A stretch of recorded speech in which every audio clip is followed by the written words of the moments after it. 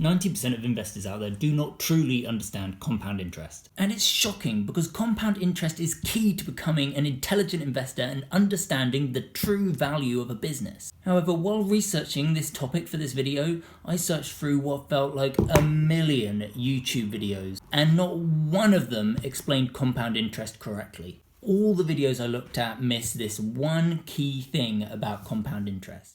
It's no secret that after figuring out this thing about compound interest, Warren Buffett became the greatest investor of all time and started Berkshire Hathaway, a company that has outperformed the S&P 500 for decades. But what was it that Warren Buffett learned that his mentor Benjamin Graham had missed about compound interest, and what 90% of retail investors today still don't understand? Well, in this video, I'm going to teach you how Warren Buffett looks at compound interest, but not only this, I'm going to teach you how to use this in the real world by looking at a company's balance sheet. Right, let's go.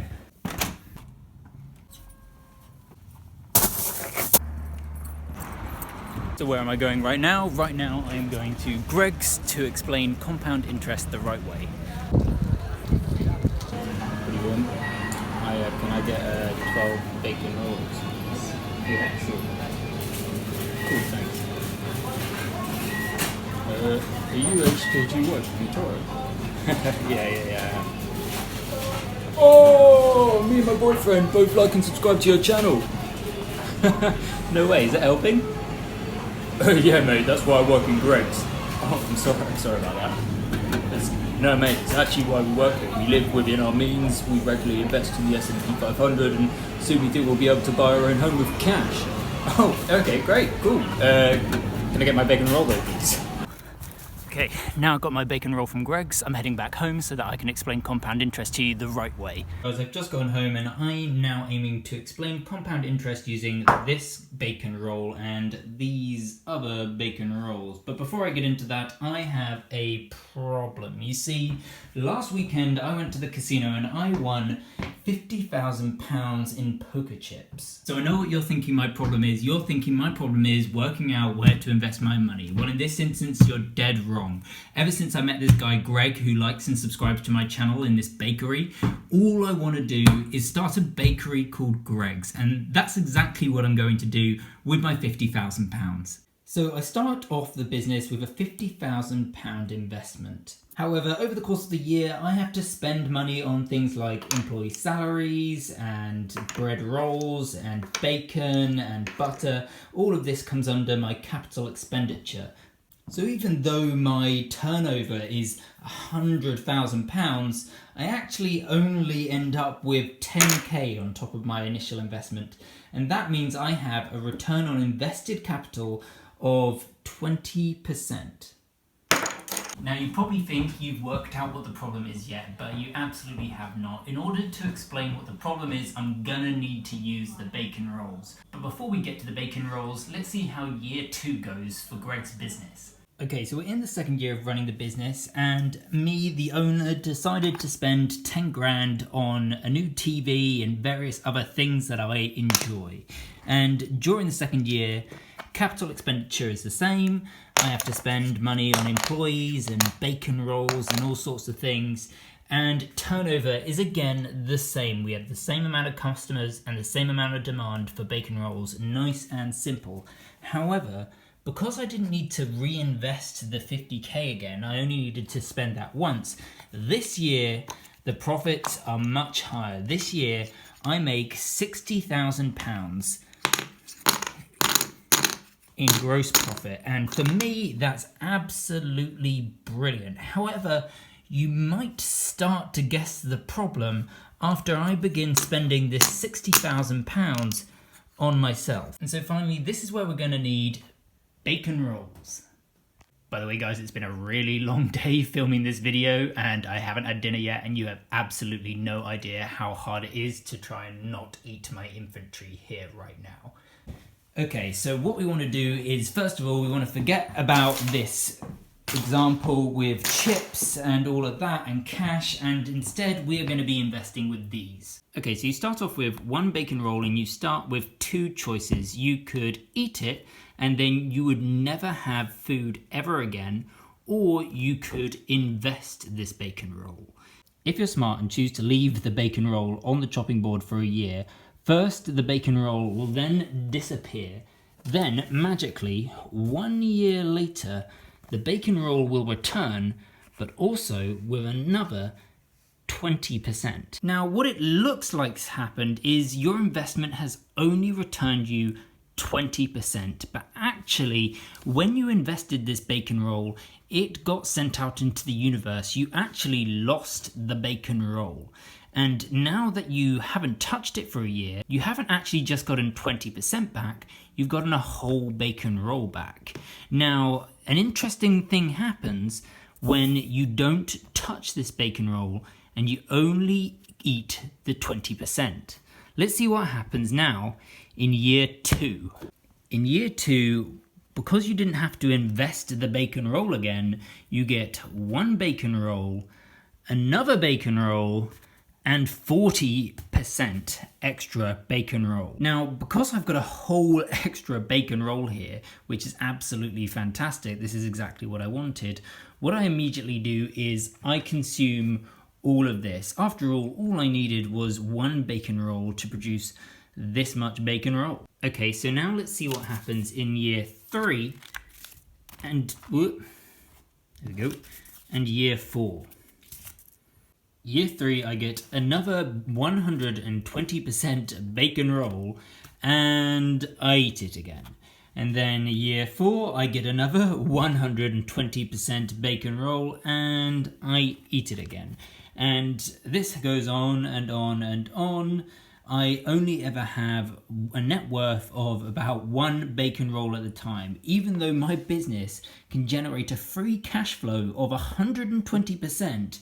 My wealth isn't compounding. I have the exact same amount of wealth each year, which for me is not what I want. It was looking at these bacon rolls that Warren Buffett realized his problem. He didn't just want businesses with amazing free cash flow, he wanted businesses that would retain those earnings and reinvest them, and get a high return on their reinvestment. That way, he would have businesses that compound over time. But how advantageous is it to have a business that reinvests its capital?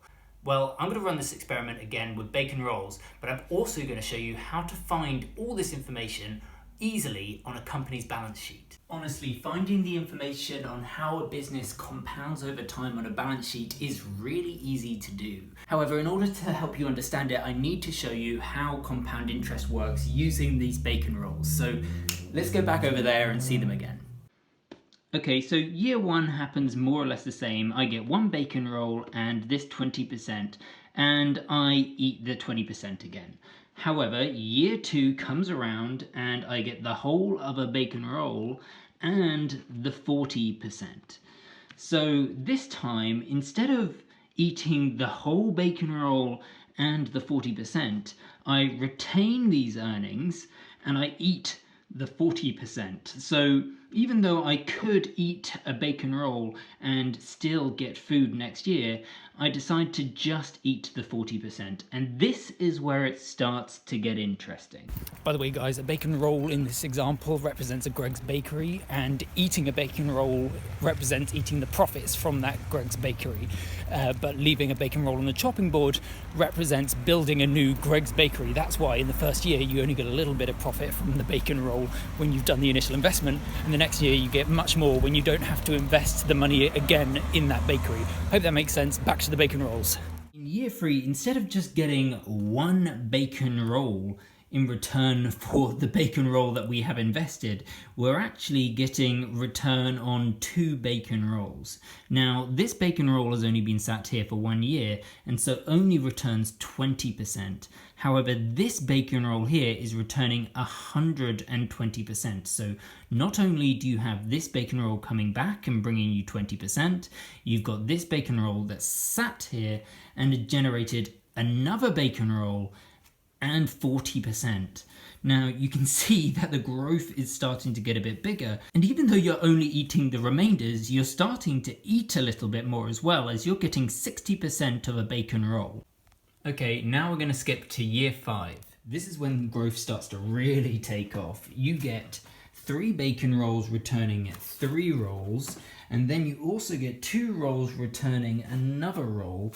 But also what's really exciting this year is you get a sort of Frankenstein roll of all the little bits. You get to eat a whole roll of all these Frankenstein bits coming together. So year 5, this is how many bacon rolls you can expect. So I actually have to stop this experiment there because we'll quickly run out of bacon rolls. If I was to continue this to year 10, I would need 67 bacon rolls on this method. And remember, I'm eating bacon rolls every year. I'm still getting bacon rolls, but my wealth just keeps compounding because I retain earnings in the business. I keep money going into the business to generate future return on invested capital. So now, how can we apply this information that we've learned? How do we find a business like this in the real world? So thanks to bacon rolls, you now know the power of compound interest, but I am now going to give you the tools to work out what are the best compounding businesses on the stock exchange, as well as Warren Buffett's great secret to identifying the truly brilliant compounders over time. Okay guys, so I've got my iPad here and I'm going to show you quickly how to find compounding growth on the balance sheet. So the first thing you need to look for is return on invested capital. So right now I've got Alibaba open, but for fun, let's get Greg's open. Alibaba has a return on invested capital of 13%, while Greg's, has a return on invested capital of 20%. That on its own is not remarkable. Remember guys, what we need is a high return on invested capital, but also a high retained earnings. So what am I going to do? I'm going to click on overview and go to balance sheet. Now, if you haven't signed up for an account on this site, you're not going to be able to get to this page. So I massively recommend signing up to this site. It's completely free. You do have to give your card details for some reason, but I've done it and I've not experienced any issues. So you go to the balance sheet page and then you can scroll down to see, here you go, just under total liabilities, you can see retained earnings, and the retained earnings are 407 million. Well, what does that mean? Well, a good thing I like to do is compare the retained earnings to, go back to the overview page, their gross profit. So that's just, all the cash they made that year, how much of that did they retain to reinvest? And in the instance of Greg's, they've almost over half of their earnings they've retained for future growth. So that is a remarkable thing to see. So let's go back to Alibaba for a second. And here we are. Alibaba had a lower return on invested capital. It had a 13% return on invested capital. How is it getting such high compound annual growth rates on free cash flow and earnings per share? Well, if we go to their key ratios page, their balance sheet page, and we look at their retained earnings, they've reinvested 88 billion. And if we go back to here, we can see that 88 billion is an enormous portion of their revenue and an enormous portion of their gross profit. And even compared to their market cap, it's almost half their entire market capitalization. So although Alibaba currently have a lower return on invested capital, and remember this is median return on invested capital, they're retaining a lot of their earnings and investing it back into the business to help compound their growth. Now, here's an issue with return on invested capital and retained earnings, and this is the secret that I was talking about. This is what Warren Buffett is especially good at, and you can be too. Let's go to another company, one that is remarkably priced considering its retained earnings and return on invested capital, Meta. Now, look at that. It's absolutely incredible. Facebook's return on invested capital is 30%, and if we look at return on invested capital is 20%, and it's 30% in the last year. Now let's go to their retained earnings on their balance sheet, and we scroll down, and they've reinvested 70 billion of their earnings. So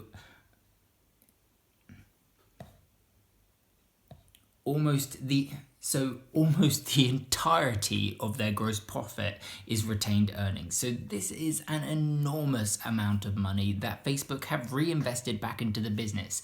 But as I said, there's a bit of a catch. You see, return on invested capital is just what a business got in the past for its investments. It's not a guarantee as to what they're going to get in the future. So how does Warren Buffett know what return on invested capital these businesses are going to get? Well, for instance, if you look at Greg's, it's so obvious that if they build a store in one location and it's successful, that if they were to build the exact same store with the similar clientele but just different people, then it will probably return the same amount of invested capital. And this is where companies like Facebook potentially struggle, because what they are about to invest in, the metaverse, is just a completely different type of business to what they're used to. Yes, they intend to put advertising on the platform, but are we sure that Facebook are going to get the exact same return on invested capital as they got for Facebook and Instagram? This is the important thing that the other videos on YouTube left out. If you aren't looking at what your business is investing in, then you have no assurance that the return on invested capital is going to be the same as it was the previous 10 years.